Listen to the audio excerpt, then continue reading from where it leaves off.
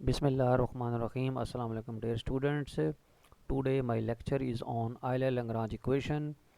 अब Euler-Lagrange equations के जो हैं वो डिफरेंट टाइप्स हैं। मतलब किसी इक्वेशंस के अंदर हमारे पास एक डिपेंडेंट होता है और एक इंडिपेंडेंट होता है। किसी में दो डिपेंडेंट हो जाएंगे और इंडिपेंडेंट एक रहेगा। किसी में एक इंडिपेंडेंट रहेगा लेकिन डिपेंडेंट की तादाद जो है वो एक से ज़्यादा हो जाएगी, और इसी तरह उसके जो डेरिवेटिव्स हैं उसके आर्डर एक होगा, एक से ज़्यादा, यानी डिफरेंट केसेस हैं हमारे पास। तो आज हम पहला केस डिस्कस करते हैं कि आयलर-लैग्रांज इक्वेशंस। ये आपके पास डिफरेंशियल इक्वेशन है जिसके अंदर कंडीशंस है कि एक ही डिपेंडेंट वेरिएबल होगा और एक ही इंडिपेंडेंट होगा और उसका एक ही डेरिवेटिव उसके अंदर इन्वॉल्व होगा। तो the Euler-Lagrange equation when the integrand involves one dependent and one independent variable, but the integrand involve derivative of dependent variable up to the order first। तो यानी ये इसकी मेन कंडीशंस है। तो इसकी स्टेटमेंट क्या है कि आपके पास हमने करना क्या होता है, हमने ये क्योंकि ये फंक्शनल होता है। फंक्शनल इसलिए कहते हैं, मैंने प्रीवियस वीडियो में बताया था फंक्शनल क्या होता है, कि आपके पास जब भी आप इंटीग्रेशन लेते हैं अगर आपके पास आंसर रियल नंबर आ जाता है तो वो फंक्शनल कहलाता है। तो आप इसलिए हम कह रहे हैं कि ये फंक्शनल इस फॉर्म का होगा x1 से x2। उसमें उसने कहा है कि एक इंडिपेंडेंट वेरिएबल x है और एक ही डिपेंडेंट वेरिएबल y है और उसका एक ही डेरिवेटिव है, फर्स्ट ऑर्डर तक का है उसने, तो इसलिए y प्राइम तक होगा। यानी फंक्शन की टाइप इस तरह की होगी। तो ये कंडीशन उसने लिख दी है कि एक डिपेंडेंट है, एक इंडिपेंडेंट है और उसका डेरिवेटिव भी एक है। और फिर साथ ही उसकी एंड पॉइंट कंडीशंस है कि y(x1) which is equal to y1 और y(x2) is equal to y2। ये उसने कंडीशन दे दी हैं। तो वो कह रहे हैं डिराइव करें आयलर-लैग्रांज इक्वेशंस इस कंडीशंस के ऊपर। तो उसका हमारे पास फार्मूला क्या है, ये तो आपके पास मतलब नेक्स्ट उसके केसेस आएंगे वो हम डिस्कस करेंगे कि अगर इस तरह के मतलब ये उसके स्पेशल केसेस हैं मज़ीद आयलर-लैग्रांज के, तो ये बाद में डिस्कस करते हैं। तो अब इसमें देखें आपके पास लेट किया हमने f जो है x y y प्राइम एक कंटिन्यूस फंक्शन है having continuous first and second order derivatives in each of the variable x, y and y prime, and let yx be the continuous function possessing the continuous first and second order derivative and satisfying the fixed end point condition। यानी yx1 y1 के बराबर है और yx2 जो है वो y2 के बराबर है। तो यहाँ से ये पता लगा कि yx is held fixed at x1 and x2, यानी y की वैल्यू जो है वो फिक्स्ड है यानी कांस्टेंट है x1 और x2 के ऊपर। Then in order to date the dependent function yx minimize the functional, यानी हमने फंक्शनल को यानी इंटेग्रल को हमने क्या करना है, मिनिमाइज करना है। तो इस मिनिमाइज करने को या मैक्सिमाइज करने को ही तो हम वेरिएशनल मेथड, यानी उस मेथड के अंदर हमने यही करना होता है। तो आपके पास जो इंटेग्रल है x1 से x2 f of x y y prime dx, इसको हम i ऑफ yx से भी डिनोट करते हैं और इसको i से भी डिनोट करते हैं। तो it is necessary that the dependent function y satisfied the second order differential equation. यानी ये आपके पास जो है पार्शल f, यानी ये जो आपका f है इसका पार्शल f लेना है y के लिहाज से डायरेक्ट माइनस फिर पार्शल f और पार्शल y प्राइम उसका लेके उसका फिर x के लिहाज से डायरेक्ट लेना है और फिर दोनों को माइनस करना है। तो पार्शल f और partial y minus D over D x partial f और partial y prime is equal to 0। तो ये इक्वेशन जो है इसे कहते हैं Euler Lagrange equation in one dimension. ठीक है, तो ये याद रखना है आपने, ये इक्वेशन याद रखनी है क्योंकि नेक्स्ट हम इसी को यूज़ करेंगे आगे। तो इसके प्रूफ के लिए देखें अब हमने करना क्या है कि आपके पास ये ax1 y1 है और ये पॉइंट है b जो है वो x2 और y2 है।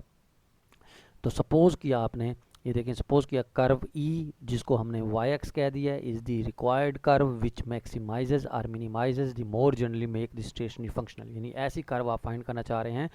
आयलर-लैग्रांज इक्वेशन के अंदर हमारे पास ये प्रोसीजर है कि आपने एक ऐसी कर्व फाइंड करनी है जो गिवन फंक्शनल को मैक्सिमाइज या मिनिमाइज करेगा। तो इस प्रॉब्लम को हम वेरिएशनल मेथड प्रॉब्लम कहते हैं। तो हमने उसको ये करना है, तो हमने कंसीडर कर लिया आपके पास E epsilon which is such that y is equal to x y x E epsilon. तो of the curve E such that E epsilon which is equal to E when E epsilon जो है वो 0 के बराबर है, where epsilon is parameter different for the different curves and the sufficiently small, यानी different curve के लिए different होगा। तो बहरहाल ये आपके पास i which is equal to दिया हुआ है x1 से लेकर x2 तक f of x y y prime dx। तो इसका हम ले लेते हैं डेरिवेटिव। तो di ओवर डी एप्सिलॉन हमने लिया x1 से लेकर x2।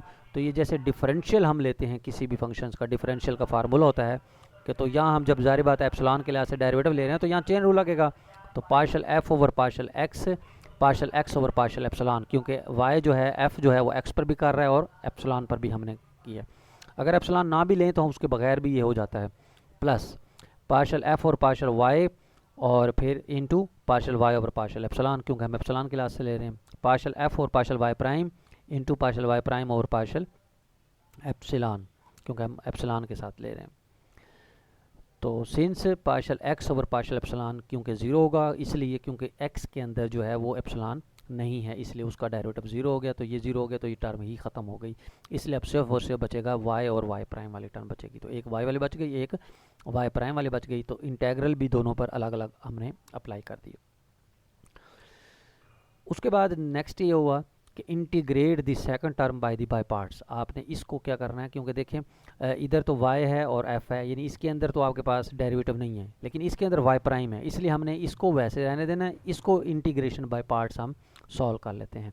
तो ये एज इट इज़ रहने दें, प्लस इसको जब इंटीग्रेशन बाय पार्ट्स किया तो ये पहला फंक्शन एज इट इज़, इस दूसरे की जब इंटीग्रेशन लेंगे तो पहला डेरिवेटिव y प्राइम इंटीग्रेशन से कैंसिल, तो पार्शल y और पार्शल एप्सिलॉन बचेगा।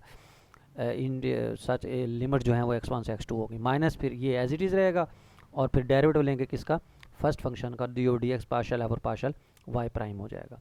तो ये हमने बाय पार्ट्स यहाँ यूज़ कर लिया। तो since the curve are functions y is required to pass through the x1 y1 and x2 y2, तो देन y x1 y1 के बराबर है, y x2 जो है वो y2 के बराबर है। तो अगर ये कांस्टेंट्स हैं तो इसके लिए जो पार्शल y वाली जो टर्म आपके पास है, जब यहाँ ये लिमिट अप्लाई होगी, x2 पुट करूँगा मैं यहाँ x की जगह और यहाँ x1 भी पुट करूँगा, तो ये फिक्स हो जाएगा। तो जब ये आपके पास फिक्स है तो फिक्स का डेरिवेटिव चाहे टोटल हो चाहे पार्शल हो वो तो ज़ीरो होता है, इसलिए ये टर्म जो है वो ख़त्म हो जाएगी, वैनिश हो जाएगी। तो ये टर्म ख़त्म हो गई तो आपके पास सिर्फ एक ये वाली टर्म बचेगी, ये ख़त्म हो गई और ये माइनस वाली टर्म बच जाएगी। तो बाकी उसने लिख दी, तो ये एज इट इज़ हो गया। इसमें इधर भी इंटेग्रल है, इधर भी इंटेग्रल है, इंटेग्रल उसने कॉमन ले ली है, तो ये टर्म एज इट इज़ लिख दी, पार्शल एफ और partial y into partial Y over partial epsilon और माइनस ये d over D x partial F और partial Y prime partial Y और पार्शल एप्सिलॉन। तो यहाँ से ये भी और ये भी कॉमन आ गया, अंदर ये बच गया, इंटेग्रल भी कॉमन आ गया। तो इफ़ अब आपको पता है कि आई जो है उसने कहा है कि ये इज टू स्टेशनरी, यानी ये एक लिहाज से ये फंक्शनल है और फंक्शनल हमेशा रियल नंबर होता है, तो इसलिए उसका जो डेरिवेटिव है डी आई जो होगा वो किसी के लिहाज से भी ले लें वो ज़ीरो होगा। इसलिए ये आपके पास डी आई जो है वो क्या हो गया, वो ज़ीरो हो गया किसी भी पार्शल वाई और पार्शल डी एप्सिलॉन के लिए। तो ये टर्म अगर ज़ीरो हो गई तो आपके पास सिर्फ और सिर्फ ये चीज़ बच जाएगी और ये किसके बराबर होगा, ज़ीरो के बराबर होगा। तो since partial Y over partial epsilon जो है ये कंटिन्यूस है along with the derivatives and its arbitrary chosen subject to the end point condition. ये पार्शल वाई है, तो पार्शल वाई मीन ईटा का डेरिवेटिव, जैसे वहाँ ईटा था तो ईटा का जो डेरिवेटिव था वो उसके जो डेरिवेटिव थे वो ज़ीरो के बराबर थे। तो इसलिए देखें यहाँ, क्योंकि ये भी आपके पास गिवन है कि जब y x1 है इसका पार्शल लिया एप्सिलॉन इक्वल टू 0 के ऊपर, और इसी तरह पार्शल y x2 पर भी जो डेरिवेटिव, क्योंकि x2 फिक्स है, y x2 जो आपके पास जो होगा वो भी एक फिक्स नंबर होगा, तो उसका पार्शल डेरिवेटिव जो भी ले लें, इसका भी ले लें, फिक्स नंबर का जब भी डेरिवेटिव लेंगे तो वो हमेशा ज़ीरो ही आएगा। इसलिए ये आपके पास एंड पॉइंट्स पर ज़ीरो हो गया, तो ये आपका ईटा हो गया। तो आपके पास जो m बचा एक लिहाज के, आपका जो m फंक्शन है ये ईटा एक्स फंक्शन हो गया और ये आपका m फंक्शन हो गया। तो bye fundamental theorem of calculus of variation तो आपके पास जो m होगा वो क्या हो जाएगा, ये ज़ीरो के बराबर होगा। तो ये प्रूफ हो गया, पार्शल एफ और partial Y minus D over D x partial F और पार्शल वाई प्राइम बराबर हो गया किसके, ज़ीरो के बराबर हो गया। तो ये रिज़ल्ट हो गया, इसे कहते हैं आयलर लैग्रांज इक्वेशन। ये याद रखनी है आपने। नेक्स्ट इंशाल्लाह हम इसके प्रॉब्लम को डिस्कस करेंगे इंशाल्लाह। तो ये इसकी उन्होंने हिस्ट्री लिखी हुई है कि ये जो आयलर लैग्रांज था उसके बारे में जो भी है। Thank you very much.